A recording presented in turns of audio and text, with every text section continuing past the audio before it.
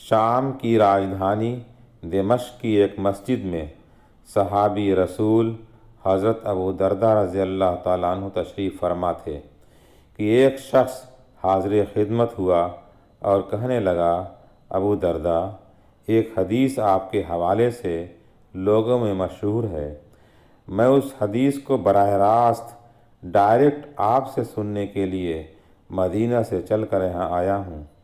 ابو درداء رضی اللہ تعالیٰ نے پوچھا، کیا تم واقعتاً اسی لیے آئے ہو؟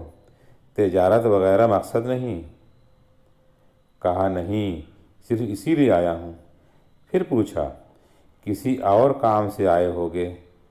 جواب دیا، بالکل نہیں۔ اس پر ابو درداء رضی اللہ تعالیٰ نے جو بات کہی ذرا غور سے سنیں۔ فرمایا، میں نے اللہ کے رسول کو فرماتے ہوئے سنا ہے کہ جو آدمی علم کی تلاش میں کوئی راستہ طے کرتا ہے، اللہ تعالیٰ اس کے لیے جنت کا راستہ آسان کر دیتے ہیں، اور یقیناً اللہ کے فرشتے اس تلاش علم کے لیے نکلنے والے کے عمل سے خوش ہو کر اپنے پروں کو جھکا دیتے ہیں۔ آسمان و زمین کی ہر مخلوق، حتیٰ کہ سمندر کی مچھلیاں بھی اس کے لیے مغفرت کی دعا کرتی ہیں، اور یقیناً علم والے کی فضیلت عبادت کرنے والے کے اوپر ویسی ہی ہے جتنے کی چاند کی فضیلت دوسرے ستاروں پر ہے۔ یقیناً علماء نبیوں کے وارث ہوتے ہیں، اور انبیاء اپنے پیچھے دینار و درہم کی میراث کی جگہ علم چھوڑ کر جاتے ہیں۔ تو اب جو اس علم کو حاصل کرے، خوب سمجھ کر حاصل کرے۔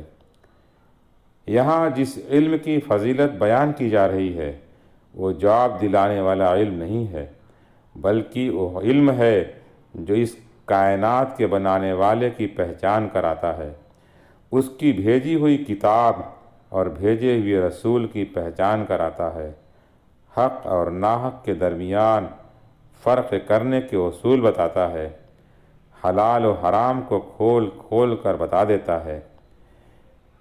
پھر جو اس علم کو حاصل کرے، خوب سوچ سمجھ کر حاصل کرے کہ اس سے دنیا کے فائدے نہیں حاصل کرنا ہے، بلکہ اس کے ذریعے انسانوں کو جہنم کی آگ سے نجات دلانا ہے۔